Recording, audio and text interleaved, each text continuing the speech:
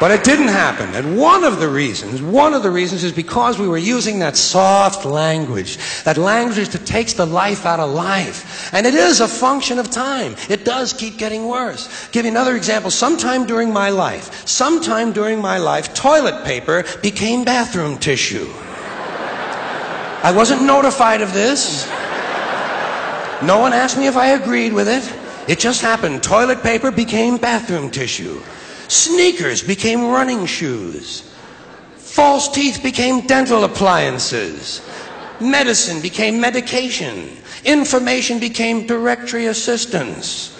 The dump became the landfill. Car crashes became automobile accidents. Partly cloudy became partly sunny. Motels became motor lodges. House trailers became mobile homes. Used cars became previously owned transportation.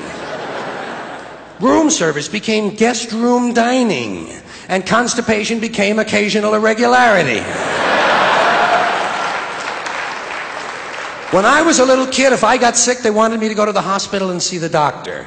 Now they want me to go to a health maintenance organization or a wellness center to consult a healthcare delivery professional. Poor people used to live in slums. Now the economically disadvantaged occupy substandard housing in the inner cities. And they're broke. They're broke. They don't have a negative cash flow position. They're fucking broke. Because a lot of them were fired. You know, fired. Management wanted to curtail redundancies in the human resources area. So many people are no longer viable members of the workforce. Smug, greedy, well-fed white people have invented a language to conceal their sins. It's as simple as that. The CIA doesn't kill anybody anymore. They neutralize people. Or they depopulate the area. The government doesn't lie. It engages in disinformation. The Pentagon actually measures nuclear radiation in something they call sunshine units. Israeli murderers are called commandos. Arab commandos are called terrorists. Contra killers are called freedom fighters. Well, if crime fighters fight crime and firefighters fight fire, what do freedom fighters fight? They never mention that part of it to us, do they?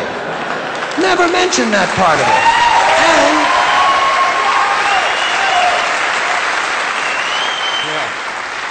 And some of this stuff is just silly. We all know that. Like on the airlines, they say they want a pre-board.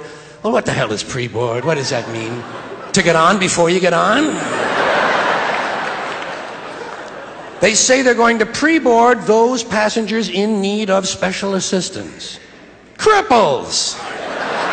Simple, honest, direct language. There's no shame attached to the word cripple that I can find in any dictionary. No shame attached to it. In fact, it's a word used in Bible translations. Jesus healed the cripples. Doesn't take 7 words to describe that condition. But we don't have any cripples in this country anymore. We have the physically challenged.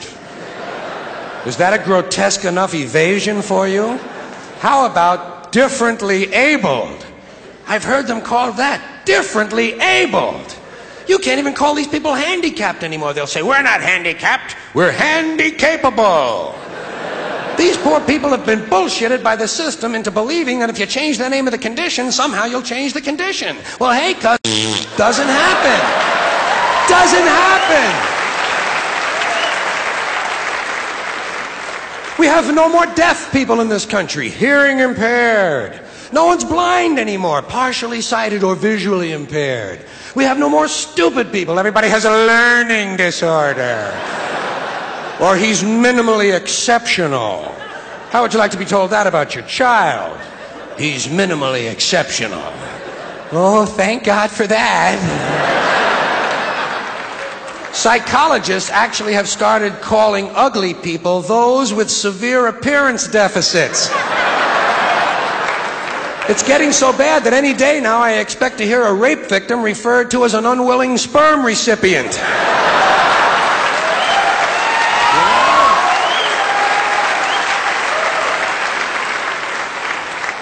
And we have no more old people in this country. No more old people. We shipped them all away, and we brought in these senior citizens. Isn't that a typically American 20th century phrase? Bloodless, lifeless. No pulse in one of them. A senior citizen.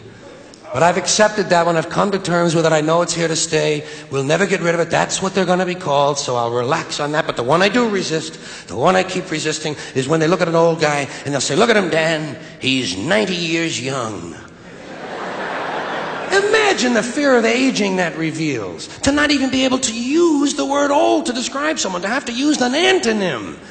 And fear of aging is natural, it's universal, isn't it? We all have that. No one wants to get old, no one wants to die, but we do. So we bullshit ourselves. I started bullshitting myself when I got to my 40s. As soon as I was in my 40s, I'd look in the mirror and I'd say, well, I guess I'm getting older. Older sounds a little better than old, doesn't it? Sounds like it might even last a little longer. Bullshit, I'm getting old. And it's okay, because thanks to our fear of death in this country, I won't have to die. I'll pass away.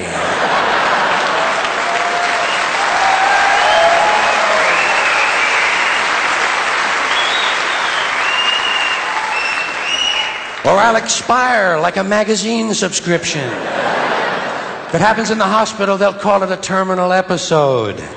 The insurance company will refer to it as negative patient care outcome. And if it's the result of malpractice, they'll say it was a therapeutic misadventure. I'm telling you, some of this language makes me want to vomit. Well, maybe not vomit. Makes me want to engage in an involuntary personal protein spill. Thank you all.